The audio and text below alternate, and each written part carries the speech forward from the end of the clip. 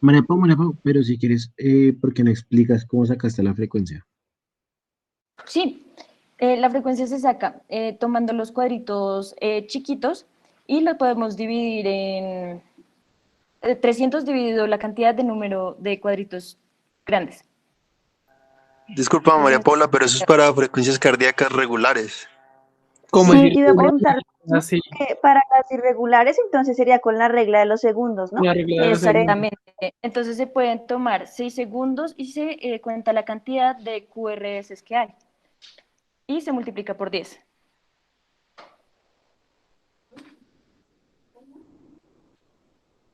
Así es como se saca la frecuencia.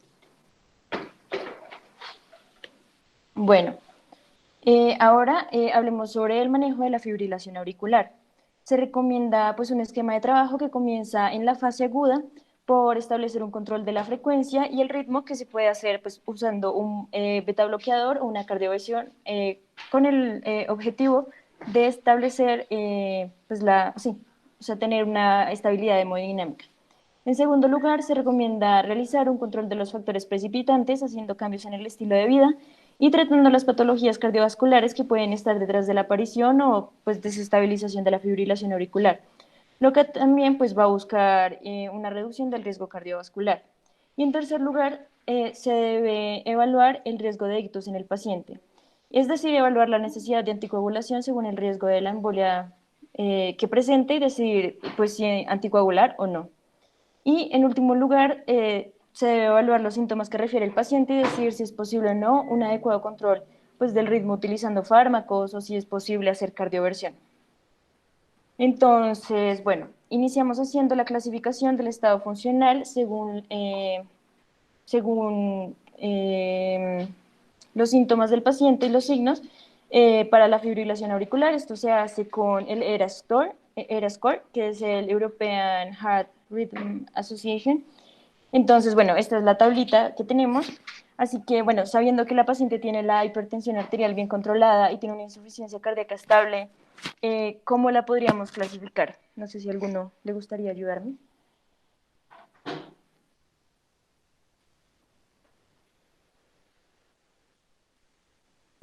Dos. Sí, la paciente sería una ERA 2, que significa que ella puede ser controlada de forma ambulatoria sin la necesidad de ingresarla. Entonces, bueno, ahora tenemos que hacer una evaluación del ictus. No sé si pues a alguno le gustaría decirnos qué entiende como ictus.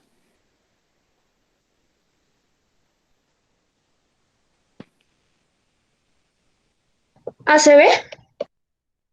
Sí, es la lesión en el cerebro que se ocasiona por pues, una interrupción en la irrigación. Entonces, pues deben evaluarse los factores del riesgo por accidente cerebrovascular y pues tromboembolismo. En los factores de riesgo mayores tenemos un ACV previo a un accidente isquémico transitorio, embolismo sistémico y ser mayor a 75 años. Y en los factores de riesgo no mayores, pero clínicamente relevantes, tenemos la falla cardíaca o disfunción sistólica moderada o severa del ventrículo izquierdo, la hipertensión arterial, diabetes mellitus, enfermedad vascular, tener entre 65 y 74 años y ser mujer. Bueno, para evaluar el riesgo, o sea, el perfil de riesgo, vamos a utilizar la escala de Chats-Basq que tiene los factores de riesgo mayores y los no mayores para predecir el riesgo de embolia, que pues es la siguiente, esta tablita que podemos ver acá. Entonces, no sé si a alguno le gustaría sacar el puntaje de la paciente. Ella tiene 83 años, insuficiencia cardíaca, hipertensión arterial y es mujer.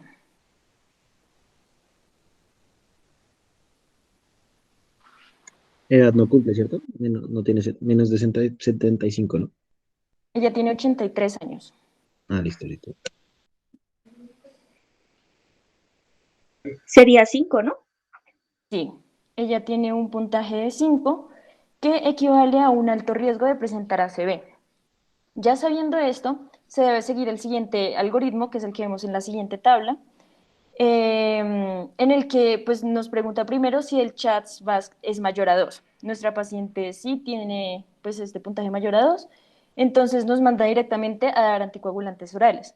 En caso de que fuera menor a 2, se debe evaluar si la paciente es mayor o no a 75 años. Sí, pues tenemos que dar anticoagulantes orales. Si no, se debe ver si tiene más de 2 factores de riesgo y luego si tiene pues un factor de riesgo.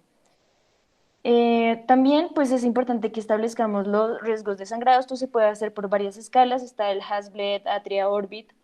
Pero pues en esta paciente ella tiene dos, que es ser mayor de 65 años y tener la hipertensión arterial, por lo que ella es candidata para anticoagulantes orales. Este caso pues se realizó en España. Entonces es importante saber que en España para pues, el uso de primera vez de anticoagulantes orales se recomiendan solo los antivitaminas K y la heparina de bajo peso molecular, por lo que a ella pues se le envió acenocumarol y la heparina de bajo peso molecular. Ahora pues se debe evaluar si se debe dar un control del ritmo o de la frecuencia. Entonces, bueno, viendo este cuadrito, en el caso de la paciente, ella tiene una fibrilación auricular de tipo persistente, el cual pues se beneficiaría del control de la frecuencia. En el caso hipotético en el que la paciente se le recomendara control del ritmo, hay que pensar que tiene una cardiopatía significativa, que es, bueno, la insuficiencia cardíaca, y por eso el fármaco de elección sería la amiodarona. También, pues, como vamos a hacer un control de la frecuencia, podríamos pensar también en la cardioversión. Sin embargo, ella lleva más de 48 horas en fibrilación auricular y no se debe realizar a no ser de que se realice previamente una ecocardiografía transesofágica que pues, nos descarte trombos. Por lo tanto, se podría optar por el control de la frecuencia, frenando a la paciente mediante el aumento de la dosis del beta bloqueador. Recuerden que ella está con carvedilol. Y también se podría añadir digoxina, que es un glucósido cardiotónico que se utiliza en el control de las arritmias. Bueno, por último, haríamos la evaluación de los síntomas. La paciente pues presenta la insuficiencia cardíaca, el manejo debería hacerlo un especialista y como tenemos, ya lo hemos comentado, él era score de 2, se la estabilizó en urgencias y pues se le dio la orden para pues, su cita con cardiología. Para finalizar, hablando del manejo pues, del que ya les comenté, se le hizo la estrategia de control de la frecuencia con digoxina intravenoso. También se le inició el anticoagulante oral, que es el acenocumarol, que es un anticoagulante antivitamina K, y heparina de bajo peso molecular con precauciones pues, con el riesgo de sangrado. Y para la casa se le envió medio comprimido de digoxina vía oral cada día. Se le dio egreso y la orden para su cita. Y ese fue el caso. Hola María Paula, ¿Con una alguna pregunta, duda? ¿tenía alguna contraindicación para darle un DOAC?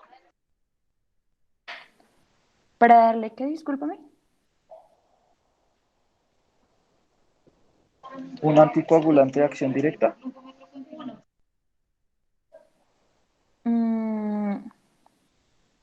Pues la verdad creo que no.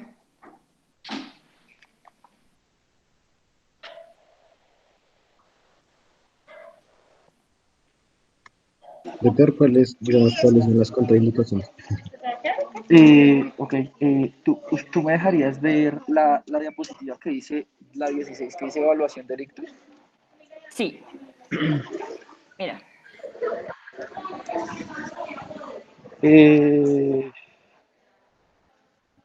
Bueno, listo. Las contraindicaciones para darle un DOAC, básicamente, ahorita son que tenga, pues es una FA valvular, ¿sí? Que una FA valvular es una FA que es secundaria. Espérense que me estoy viendo donde ya menos ruido. Es una FA secundaria o concomitantemente con una estenosis mitral moderada severa y preferiblemente de etiología reumática o una válvula que tenga, ¿sí? O sea, que tenga la FA y una válvula mecánica, ¿sí? Porque si es biológica, no toca darles, warfarina. Ahorita uno prefiere darles DOAC a los pacientes en general antes que warfarina, digamos que creo, si no estoy mal, que en Colombia no hay acenocumarol, ¿sí? O sea, el antagonista de vitamina K que tenemos aquí en Colombia creo que es solo warfarina, pero pues no podría apostar. Pero creo que no hay acenocumarol. Y te quería decir del chats Basque, en el que dice un factor de riesgo no, o sea, el que está en cero de chat Basque, ahí dice nada o asa, ¿sí? Sí, Realmente no damos nada, ¿sí? En el ok. paciente que tiene un chat Basque de cero, o no le damos nada, ¿sí? Porque darle ASA o darle doble antiagregante a estos pacientes sangran más sin prevenirles eventos trombóticos, ¿sí? Entonces no le estamos dando ningún beneficio a darle ASA o doble antiagregante a este paciente. Y en el que tiene un factor de riesgo, sí, depende porque pues toca mirar a ver si es mujer pues las mujeres como ustedes ven, mínimo tienen un factor de riesgo. Entonces, si es mujer y tienen chat Basque de un punto, no se les da nada, ¿sí? Y si es hombre y tiene 0 puntos, no se les da nada. Y si es mujer y tienen 2 puntos, o hombre si es mujer y tienen 2 puntos, o hombre y tienen un punto, la Sociedad Europea de Cardiología sacó un artículo que es muy interesante donde muestran la edad en la cual los pacientes tienen mayor probabilidad de presentar un evento embólico dependiendo del punto que le puntúa ese chatbot, ¿sí? Entonces, si le puntúa es por falla cardíaca, si le puntúa es porque tiene, no sé, la edad un solo punto, o si le puntúa es por diabetes mellitus. ¿Listo? Entonces, dependiendo de eso, uno le define anticoagularlos o no, pero realmente la guía le dice a uno, si usted lo anticoagula, no está mal, pero si no lo anticoagula, no le das, le das nada. O sea, si no le vas a poner anticoagulante, no le das nada. ¿Por qué? ¿Cuál es el problema? Después salió pues digamos que un registro que se llama el registro, o sea, darles ASA ahorita a los pacientes con FA, que no tienen ninguna otra indicación de ASA, ¿sí? Solo por su FA, está, digamos que contraindicado. Uno de esos pacientes o los anticoagula o no les da nada, ¿sí? Cuando no tienen nada adicional. No sé si me hago entender. Y salió un registro que se llama el registro Garfield, que mostraba que estábamos antiagregando un montón de gente, ¿sí? Un montón de gente por riesgo de sangrados, o por miedo, no por riesgo, por miedo a los sangrados, siendo que el darle ASA a nuestros pacientes le aumenta el riesgo de sangrado sin darle beneficio de eventos embólicos, ¿sí? Entonces ese es el problema. Entonces, el primer mensaje, idealmente chat Basque, ¿sí? Pero si no lo vas a anticoagular, si no anticoagulas a tu paciente, no le das nada para o sea, no le das un antiagregante porque no reemplaza el anticoagulante, sino aumenta el factor de riesgo, ¿sí? Entonces, es esa la primera parte. Segundo, uno prefiere los DOACs, idealmente. No sé si me escuchan, es que me entró una llamada y creo que se cortó. ¿Aló? Sí, doctor, sí se escucha. Ok, idealmente nosotros preferimos los DOACs, ¿sí? Que son apixaban, rivaroxaban, dabigatran o edoxaban. Nosotros preferimos los DOACs en los pacientes. ¿Por qué? Estos DOACs han demostrado que son más seguros en cuanto a sangrados graves, principalmente en el sistema nervioso central, ¿sí? Que comparados con la warfarina. Bueno, y pues no necesitan control de INRs, etcétera. Excepto en las contraindicaciones que ya les dije. Entonces, uno idealmente debe darle salida al paciente con un DOAC. Obviamente, si ustedes les dan salida con warfarina, no están haciendo una mala práctica, ¿sí? ¿Por qué? Porque pues uno, digamos que en el contexto del país debe mirar la dificultad, ¿sí? Si va a ser imposible que a ese paciente le den el medicamento porque vive en una zona muy alejada y no sé, solo hay warfarina y no hay ningún otro medicamento, pues hombre, darle warfarina. Lo importante es que esté anticoagulado. Eh, pero ya, digamos que como eso de forma grande y idealmente, eh, pues uno debería, ¿sí? Tratar de darle control, o sea, programarle por lo menos el control de frecuencia, del ritmo a tu paciente al menos una vez, ¿sí? Al menos una vez. Entonces, ¿en qué pacientes se ha demostrado que son los que más se benefician? En los menores de 65 años y cada vez asociado a lo que decía el doctor Olaya ayer, pues se ha demostrado que el control del ritmo en los pacientes paroxísticos sí va a tener un beneficio. ¿Sí? El control del ritmo en los pacientes sí va a tener un beneficio en los pacientes paroxísticos y por lo mismo, tratarlo de controlarlo solo una vez, lo que tú dices está perfecto. Hay un artículo de New England Journal que muestra que no hay diferencia entre llevar a sinusal a un paciente de forma urgente o diferido en el paciente estable. Entonces tú podrías decirle, hombre, yo no me siento, ¿sí? O yo no creo que sea oportuno que si estoy en un centro de salud, etcétera, lo lleve a ritmo sinusal porque no tengo lo que tú dices, un ecocardiograma transesofágico, o no le puedo hacer el control de anticoagulación de 3 a 4 semanas muy juiciosamente y cardiovertirlo, sino vayas ambulatoriamente con un cardiólogo y que el cardiólogo lo cite para una cardioversión eléctrica o cuando tenga el tiempo indicado de anticoagulación, le realice cardioversión farmacológica con amiodarona.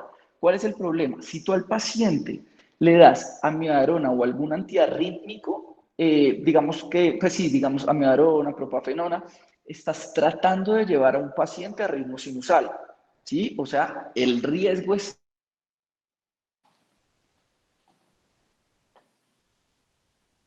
Si le vas a dar amiodarona en agudo a tu paciente, es porque ese paciente tiene algo adicional que te está diciendo, hombre, esa frecuencia ventricular o está muy sintomático y yo creo que no me va a dar chance a controlarlo con solo control de frecuencia, mientras o les hacen el eco transesofágico o le hacen la anticoagulación de 3 a 4 semanas. ¿Listo? Eso es importante.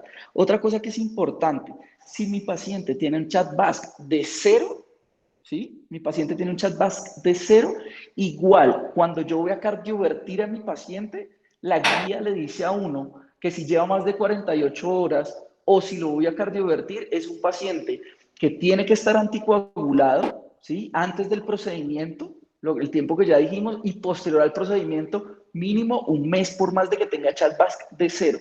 ¿Listo? Porque después de la cardioversión, la aurícula queda, digamos que como algo aturdida y tiene más probabilidades embólicas. ¿Sí? A grandes rasgos, eso adicionales de la charla. Gracias, eres muy amable. Gracias, doctor. Doctor, yo tenía dos preguntitas súper puntuales. Claro. María Pau, si quieres, deja la presentación si quieres, Ah, ok, para que la tengamos ahí fresca. listo, Doctor, la listo. primera era, ¿en qué paciente sí está recomendado, digamos, antiagregar para reducir el riesgo de eventos cardiovasculares, pues de eventos coronarios más que todo, digamos, que presentan FA? No, bueno, un ejemplo. Mi paciente tiene más de un año de un infarto, ¿cierto? Más de un año de un infarto y presentó ahorita FA. O sea, usted, Daniel, se infartó hace año y medio, ¿cierto? Y usted ya acabó su antiagregación dual y venía ahorita con ASA solamente. ¿Listo?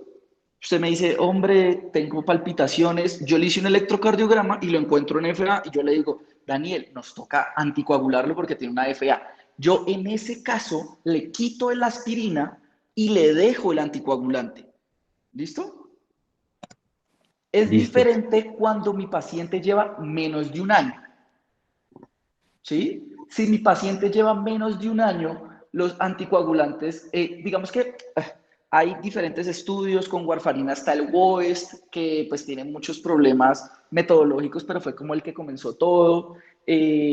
Con dabigatran está el Rural PCI, con apixaban está el Augustus, con rivaroxaban está el Pioneer AF, con edoxaban, no me acuerdo porque pues como no hay en Colombia no leo mucho de edoxaban realmente. Entonces, en esos estudios ellos dividían a los pacientes según lo que el médico definiera, antiagregarlos dualmente, ¿sí? Con un inhibidor de la P2Y12 que en la gran mayoría de estudios fue clopidogrel, ¿sí? Más un DOAC, ¿sí? Que puede ser rivaroxaban, apixaban o dabigatran, ¿sí? Por 3, 6 meses o un año y después de ese tiempo estipulado, el paciente iba a seguir solo anticoagulante por el resto de la vida porque todos eran pacientes con FA que requerían anticoagulación de por vida. ¿Listo? Se utilizaron diferentes dosis, se asociaron con ASA o no con ASA. El Real PCI, que es el de dabigatran, fue el que más incluyó otros inhibidores de la P2Y12, que el que más incluyó fue ticagrelor y tenía un 12%, pero realmente los otros eran muy bajito, ¿sí? Y uno le da en el evento agudo al paciente 3, 6 meses o un año, lo que define el médico, terapia con inhibidor de la P2Y12, idealmente clopidogrel, más un anticoagulante de acción directa. ¿Listo? Y después de eso, después de ese tiempo que definamos, solo el anticoagulante de acción directa. ¿Qué es lo que pasa? La guía, realmente yo creo que sin una gran evidencia, la guía dice, su paciente, si tiene muy alto riesgo de trombosis de los stents, o sea, son stents muy largos, tiene bifurcaciones, esos pacientes denle un mes de triple terapia, o sea, ASA, Clopi y un anticoagulante de acción directa, y después sígalos con doble terapia, el tiempo que usted estipule, 3 meses, 6 meses, un año, y después dele solo anticoagulante de acción directa. Y el que no, usted le da solo triple terapia durante la hospitalización. Entonces, el paciente está con triple terapia durante la hospitalización, que en los estudios pivotales para esto fue aproximadamente una semana, ¿sí? Pero durante la hospitalización máximo, y después de esto le da solo terapia con inhibidor de la P2Y12 y anticoagulante de acción directa. Listo, doctor. Listo, muchísimas gracias. Sí. ¿Cuál era la otra pregunta? Eran dos, ¿no? Sí, y la otra Yo tengo pregunta. una pregunta. Dale, dale, María. Dale, Dani. No, perdón, dale, tranqui.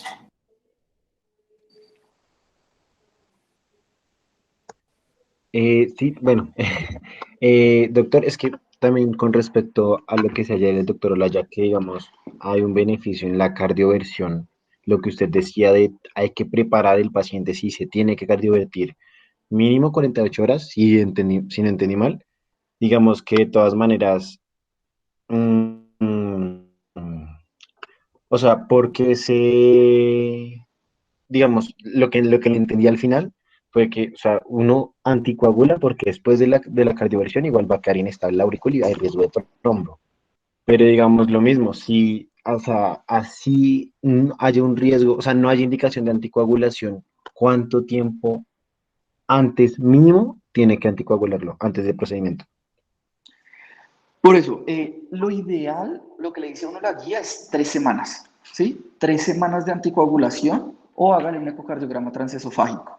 ¿Qué es lo que pasa? Uno tiene dos opciones, en la guía salen dos opciones. Mi paciente está inestable, que ustedes tienen que saberse las indicaciones de inestabilidad, porque pues van a ser los médicos que van a manejar el paciente, ¿sí? O sea, mi paciente está inestable y tiene dolor torácico y tiene edema pulmonar, ¿sí? O está hipotenso. ¿Sí? Eso es importante. Otra cosa que tienen que saber es que eso depende mucho de la frecuencia cardíaca. O sea, si yo tengo a mi paciente con FA de base y está con una hemorragia de vías digestivas altas, ¿sí? Y está hipotenso por la hemorragia de vías digestivas altas y lo tengo con 110, pues hombre, el chiste no es cardiovertir a mi paciente porque es que está taquicárdico por la hemorragia de vías digestivas altas y él no se está hipotensando es por esa FA, sino por otra causa, que uno a veces lo ve mucho, o el paciente escéptico y uno ve a médicos que le colocan amiodarona o cardioversión, ¿sí?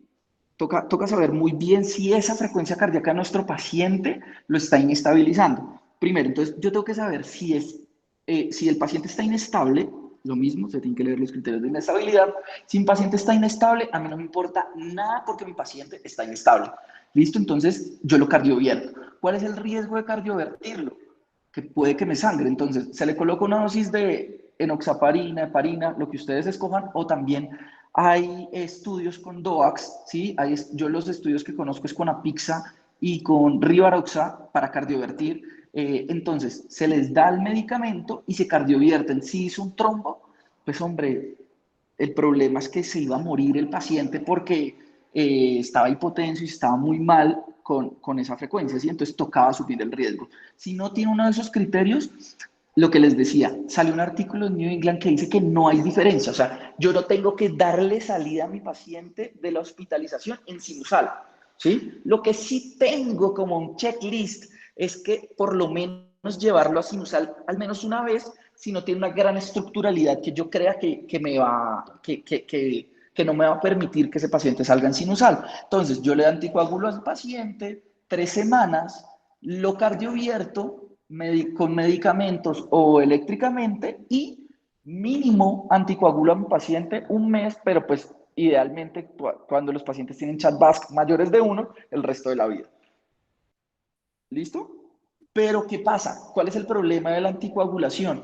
Que yo tengo que asegurarme que mi paciente sea la persona más juiciosa del mundo con el medicamento y que no se le haya olvidado ni una dosis. ¿Sí? Ni una dosis. Entonces, si es Rivaroxaban, que el Rivaroxaban, si usted no se lo come con las comidas, le disminuye la absorción un 30%. Entonces, si el paciente no se lo comió, no se lo tomó con las comidas, yo a ese paciente no lo puedo cardiovertir. Entonces, por eso hay muchos lados donde siempre les hacen el transesofágico. ¿Sí? Como para aumentar más ese beneficio, pero también se puede hacer sin anticoagulante, o sea, solo anticoagulando al paciente. Lo mismo, ustedes tienen que preguntar de que al paciente nunca se le vaya a haber olvidado una dosis del medicamento, que eso es lo que nos da la seguridad de la anticoagulación. Y María tenía otra pregunta. No sé, Daniel, si resolví la duda. Doctor, sí, sí, sí, y qué pena, de verdad. Pero y digamos, lo que usted decía de después de cardiovertir, de todas maneras, como usted decía, lo que haya, se hace warfarina sí hay anticoagulantes orales, anticoagulantes, o sea, lo que haya, pues, Idealmente, obviamente anticoagulantes orales de acción teniendo en directa, contexto. ¿sí? Pero lo que les digo, si ustedes van a ser rurales y están en un pueblo donde la posibilidad de que al paciente le den un DOA que es 0, pues es mejor que tenga warfa que no tenga nada, ¿sí? Porque darle un DOAC si no se lo van Listo, a dar es igual a listo. no darle nada, ¿sí? Pero pues Listo, doctor, digamos que a gracias. grandes rasgos aquí en Bogotá, hombre, yo creo que pues casi todos los pacientes deberían tener un DOAC, ¿sí? Yo creo, sinceramente, en mi humilde opinión. María, tú tienes una pregunta, ¿verdad? Sí, sí. Hola, doctor, buenas noches. Bueno, mi pregunta es que a este paciente lo manejamos con dioxina, ¿cierto? Pero usted sabe que la dioxina no es tan bueno dejarlo como tratamiento permanente, o sea, para uso crónico, porque aumenta la mortalidad en los pacientes con, pues, con esto, con fibrilación auricular y falla cardíaca, que es la que presenta esta paciente. Entonces, ahí usted me recomendaría utilizar después beta bloqueadores. O, El, o qué hago, o sea, el paciente idealmente se debe ir con un beta bloqueador, ¿sí? Idealmente. ¿Qué pasa? Tú puedes asociarle de ayuda a la digoxina. Lo que hizo pues, la doctora en el manejo fue manejarlo de forma aguda con su digoxina, que no está mal, ¿sí? Y más en este paciente que tiene una fracción de eyección en rango medio, lo manejas de forma aguda con la digoxina o puedes manejarlo de forma aguda con el beta bloqueador para no darle un antiarrítmico endovenoso, ¿sí? Que lo cardiovertiría, entre comillas, excepto que tenga mucha estructuralidad. Entonces, en esos pacientes tú le das digoxina y mientras comienzas a titularle el beta bloqueador, tú puedes dejarle el manejo con digoxina, pero lo ideal, como tú dices, es que ese paciente esté titulado es con beta bloqueador. ¿Sí? listo, doctor. Y digamos, en esta paciente que tiene un chat BAS de 5, ¿usted nos recomendaría, o pues no se recomendaría ¿cómo es que se llama eso? Espere. Eh, lo de la auriculilla izquierda, la oclusión de la auriculilla izquierda, Bueno, porque tiene tanto riesgo a trombo. Bueno, digamos que en la auriculilla se forma el 80% entre, digamos que a grandes rasgos, el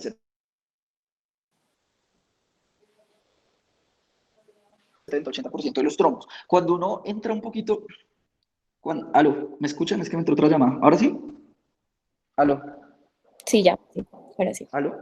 Espera, cuando Sí, uno sí, doctor. profundiza un poquito más en esa parte, realmente depende de mucho la forma de la auriculilla. Hay formas de auriculilla que son más protrombóticas que otras, ¿sí? Eh, pero esa indicación de la oclusión de la auriculilla es en el paciente que no podemos anticoagular básicamente, ¿sí? Sí, es en el paciente que yo necesito que yo necesito hacerle algo adicional porque no se puede anticoagular el paciente o porque, no sé, a pesar de la anticoagulación presentó un evento trombótico, claro que esa indicación pues no es muy adecuada, sino es en el paciente, no sé, es un paciente renal crónico que tiene muy alto riesgo de sangrado, en el cual ya se definió que no se puede anticoagular, le voy a dar de opción el cierre de la auriculilla para disminuirle ese evento trombótico, pero eso no quita el hecho de que ese paciente debería estar anticoagulado, ¿sí? Solo que como está contraindicado, pues hombre, se le da ese, digamos que como ese chance adicional, ¿sí? Pero tú puedes tener un chat bus de todos los puntos y eso no es indicación de un cierre de auriculilla. Listo, doctor, muchas gracias. Doctor, hay otras dos preguntas en el chat. Sofía nos dice que, doctor, una pregunta, ¿aumenta o disminuye la dosis de los DOACs si el paciente tiene marcapasos? No, ustedes se van a dar cuenta que el paciente, bueno, que los docs realmente tienen unas dosis, ¿sí? Entonces tienen unas dosis plenas y unas dosis ajustadas que se ajustan a unos criterios que ustedes se tienen que leer. ¿Listo? ¿Cuándo se ajusta un DOAC? Si se sale de, si no tiene esos criterios, no se ajusta y se da la dosis plena y no se ajusta porque tenga o no tenga marcapasos. ¿Listo?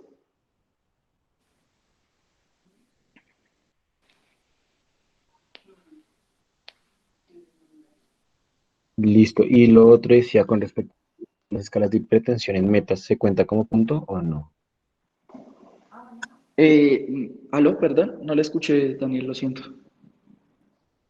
Doctor, la pregunta es en las escalas CHAD-VASc y en el Hasbled, si la hipertensión está en metas, ¿vamos a contar ese como punto o En no? el chat BASC sí, porque es el antecedente de hipertensión. En el Hasbled tiene algo muy chévere, ¿sí? Y es que el Hasbled te dice a ti que tu paciente tiene alto riesgo, pero tiene factores que te los dejan modificar. Entonces, si tú lees el Hasbled, él te dice hipertensión arterial mal controlada. Entonces, si tu tensión arterial está controlada, ya no te cuenta punto de Hasbled, ¿sí? O mi paciente está tomando AINES o algún medicamento que le favorezca el riesgo de sangrado. Listo, si se lo quitaste, le controlaste la tensión, ya tiene 2 puntos menos, ¿sí? Entonces, digamos que eso parte, pero en ChatBus cuenta, en Hasbled no. Otra cosa que quiero aclararles ahorita es que cuando ustedes miran el score, si ustedes ven, aquí dice ACV o AIT en stroke, pero si quieres, tú podrías correr para atrás las diapositivas. Acá, si ustedes ven, dice embolismo sistémico, ¿sí? ¿Ustedes qué creen que un tromboembolismo pulmonar cuenta o no? No, doctor. Exacto, tiene que ser un embolismo arterial. Entonces tiene que ser algo que te diga a ti.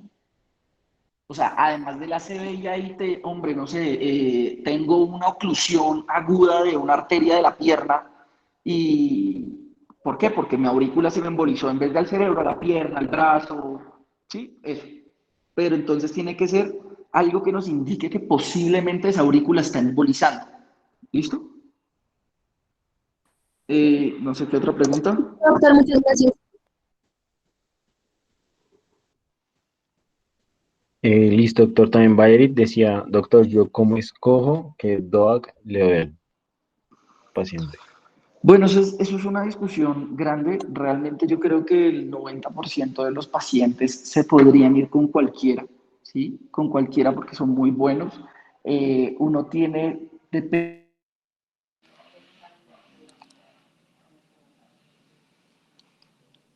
de uno u otro la escogencia, ¿sí? Si el paciente tiene mayor o menor.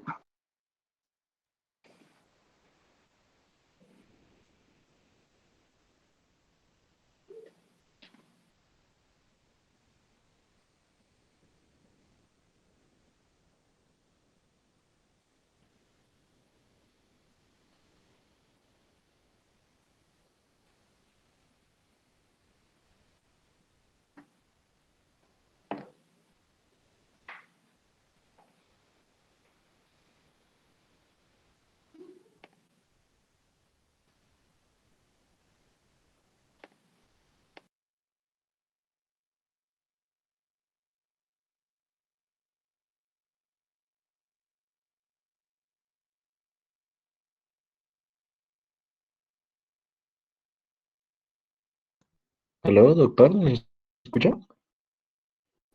Perdón, estaba hablando. Yo creo que en el 90% de los pacientes uno podría escoger cualquiera y le iría bien al paciente, pero hay diferentes factores, como que nuestro paciente tenga mejor o peor la función renal, o que el paciente tenga mayor o menor riesgo de sangrado gastrointestinal. Aló, aló. Qué pena, es que están Sí, doctor, lo llamándome, estamos entonces por eso escuchando. se me corta. Digamos que sí, lo que les decía, no sé si alcanzaron a escuchar, el 90% de los pacientes yo creo que le va bien con cualquier DOAC y realmente, pues nada, hay pacientes que dependiendo de la función renal yo escojo uno u otro, o si tiene alteración en el perfil hepático escojo uno u otro, o si prefiere una toma al día que dos, o si tiene más antecedentes de hemorragia de vías digestivas que otro, a grandes rasgos, pero ustedes pueden escoger cualquiera, ya cuando ustedes entran a mucha profundidad de los subanálisis, de los estudios pivotales, pues les dan a ustedes un poquito más de evidencia para escogerlo entre uno y otro, pero yo creo que lo importante y lo grande es que uno sepa que existen y que sepa cuáles son las condiciones o cuando se ajustan las dosis. ¿Listo?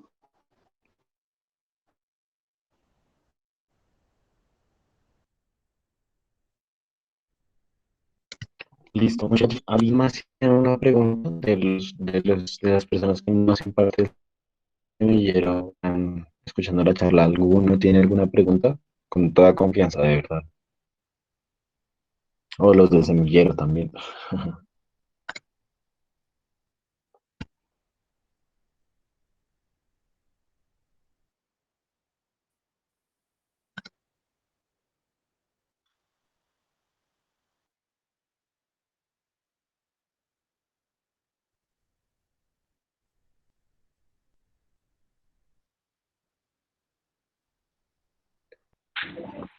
¿Cómo así que cuándo warfarina o cuándo heparina?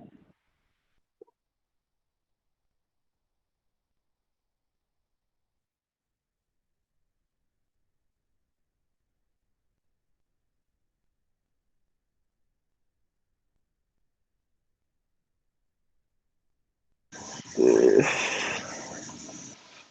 Espérate. Eh, pues nosotros lo que hacemos inicialmente es que el paciente te llega a ti con una fibrilación auricular, le das enoxaparina y cuando miras cómo está su función renal, cuando miras si es valvular o no valvular, todo esto defines si le das un DOAC o warfarina. Sí, pero realmente que tú mandes para la casa un paciente con FA, con enoxa, no. Pues excepto en casos muy puntuales.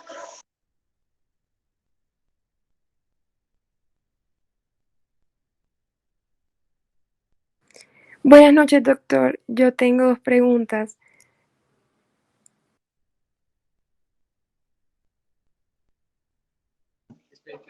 Sí, cuéntame. Listo. Doctor, ¿cómo defino yo que el paciente está dentro, supongamos, de un episodio paroxístico? O sea, porque digamos que el paroxismo dura como, puede durar hasta los 7 días, pero los síntomas por lo general se resuelven a las 48 horas. Entonces, ¿cómo diferencio yo que el paciente está haciendo por lo menos no sé, una fibrilación auricular de nuevo que lleva más de 48 horas o de que es un paroxismo, digamos que se resolvió antes de los 7 días? No sé si me hago entender. Y pues que no tengamos... Sí, realmente eso es lo difícil porque tú no sabes si tu paciente, tú no sabes si tu paciente presentó ayer que no lo habías visto, FA asintomática. ¿Mm? Entonces ese es el problema y por eso, digamos, tú decir, no, pues pucha, es que yo lo vi ahorita y no lo vi en FA y ahorita entró en FA, ¿lo puedo cardiovertir? No, yo tengo que estar seguro de que mi paciente no ha presentado un paroxismo anterior, entonces ese es el problema, entonces por eso casi siempre les hacemos el transesofágico o los anticoagulamos el tiempo que ya les nombré. Doctor, y otra pregunta, en caso de un paciente con fibrilación auricular paroxística, ¿cómo definiría yo si usar una terapia como la ablación de vena pulmonar o utilizar pues la cardioversión farmacológica utilizando pues en este caso un antiarrítmico y, y también, eh, también la otra opción pues si, si al paciente supongamos que le da el antiarrítmico, a ese paciente también se le podría dejar como la estrategia pues que llaman peeling the pocket para que cuando vuelva como que algún episodio lo tome o cómo se maneja o cómo se prefiere. No sé si me hice entender, que dije muchas cosas. Realmente, digamos que es una muy buena pregunta y es lo que está por definirse. Hemos visto muchos estudios que han tratado de decirnos qué es mejor si el medicamento o si los medicamentos o el aislamiento de venas pulmonares. Cada vez parece que el paciente se va a beneficiar un poco más del aislamiento de venas pulmonares en el paciente de forma temprana, ¿sí? Pero, pues digamos que eso no es algo que está estandarizado por las guías todavía y anteriormente uno decía que era el paciente que era refractario a la medicación, o sea, le titulaste el medicamento y seguía haciendo salvas de FA, pero ahorita, digamos que todo paciente, entre más jóvenes, aún más, se podrían beneficiar de un manejo mínimamente invasivo, como lo es un aislamiento de venas pulmonares, pero eso sí lo define el electrofisiólogo.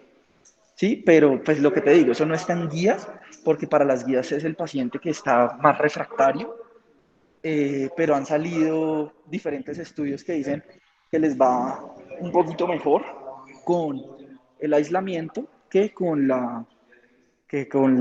los medicamentos. En inglés salió un estudio que se llama el ISTAFNET 4, que habla de eso, y ahorita salió otro que mostraba que el aislamiento de venas pulmonares con crioablación pues tenía pocas complicaciones con muy buenos beneficios a largo plazo.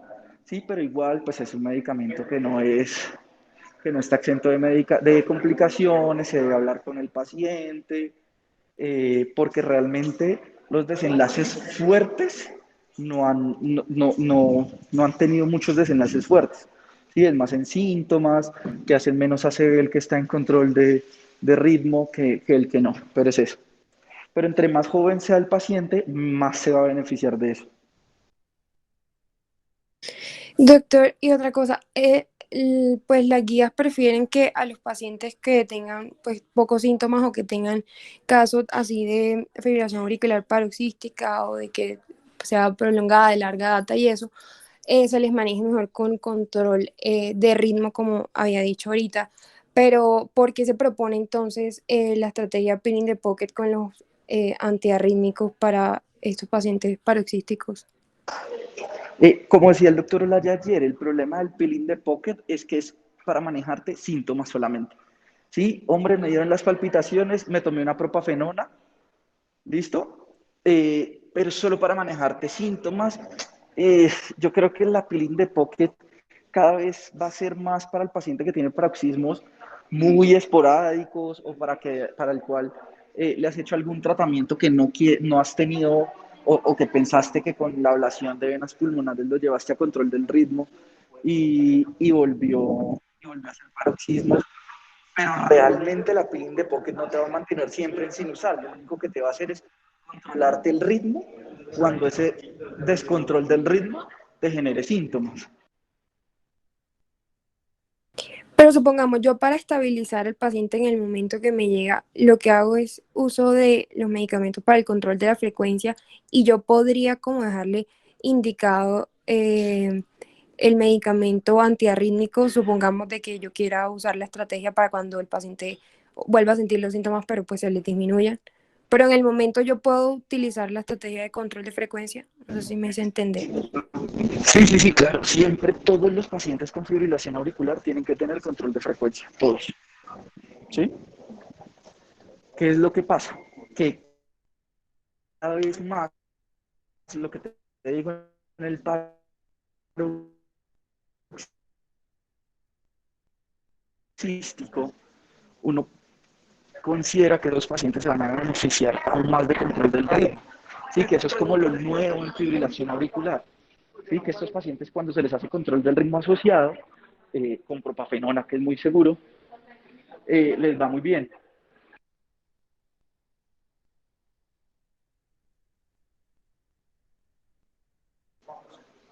No sé si me hago entender, pero claro que sí, pero, o sea, tú le puedes dar manejo antiarrítmico al paciente, pero siempre tiene que estar con control de frecuencia, siempre tiene que estar con beta bloqueado. Listo, doctor, muchas gracias.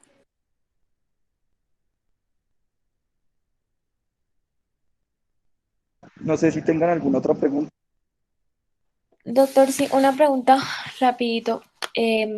O sea, yo a este paciente no le hago cardioversión porque tiene un cuadro clínico de evolución de mayor de 48 horas y tengo miedo de que haga trombo y porque tampoco tengo el eco para hacerlo, el eco transesofágico para hacerlo de una, entonces por eso no se la hago, ¿cierto? La cardioversión. Y porque también Y pues por porque la está edad. estable, o sea, el paciente está estable, entonces como está estable, tú quieres hacerle posiblemente si es paroxística un control del ritmo, pero ambulatoriamente, ¿sí? O lo que te digo, podrías hacerle un transesofágico si estás en una institución grande, vas a hacerle un transesofágico y hacerle la cardioversión, pues el transesofágico que te diga que no tienes trombo en la auriculitis. Pero aquí le mandaron fue a controlar la frecuencia, ¿no? Con Sí, porque dioxina. inicialmente no le haces ritmo, entonces mandas al paciente anticoagulado y con control de frecuencia y de forma ambulatoria, cuando ya se haya tomado las 3 o 4 semanas de anticoagulante, ¿sí? O las 3 y 4 semanas de anticoagulante más el transesofágico, defines cardiovertirlo. Mm, y ahí lo mejor sería cardioversión farmacológica, ¿cierto? La guía en el paciente estable te pone cualquiera de los dos, en el inestable te pone eléctrica, pero en el estable te pone cualquiera de los dos. Ellos colocan que no hay diferencia. Digamos que a corto plazo es mejor la cardioversión eléctrica porque te resuelve, te pone al paciente en sinusal en una mayor proporción de forma más rápida, o sea, inmediatamente, y tú puedes definir cuántas veces lo cardioviertes y no ha vuelto a sinusal. Pero a largo plazo les va muy similar farmacológica y eléctrica y ya lo mandas al electrofisiólogo para que él defina si él considera que él es un paciente o no candidato a una estrategia mínimamente invasiva como puede ser una ablación un aislamiento, perdón, de venas pulmonares. Pero siempre con control del ritmo, con control, perdón, de frecuencia, anticoagulado. Y cuando ya estés seguro de que no haya trombo, ya sea por la duración de la anticoagulación o porque tienes un ecocardiograma transesofágico, le haces control del ritmo a tu paciente. Por lo menos una vez en la vida. Listo, doctor. Gracias.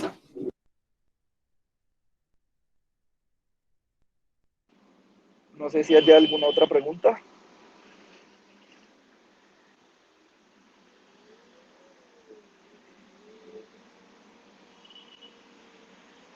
Listo, doctor, parece que no. Muchísimas gracias, doctor. Creo que fueron más preguntas que el caso, pero que todas fueron preguntas que todos teníamos y fueron muy válidas. Muchísimas gracias, de verdad. No, muchísimas gracias a ustedes y muchas gracias a la doctora que presentó el caso. Que estén muy bien. Lo mismo. Gracias, Muchas doctor. gracias, doctor. Muchachos, mañana electrohipertrofias y ya la próxima semana seguimos con tratamiento farmacológico de la FA por el doctor Olaya para que no se la pierdan. Pues como todos nos tocó invertir primero quirúrgico, entonces mañana, la próxima semana farmacológico de FA, que sé que es un poquito denso, listo, para que no se la pierdan. Muchísimas gracias y descansen a todos. Feliz semana. Gracias, Dani. Hasta luego. Gracias.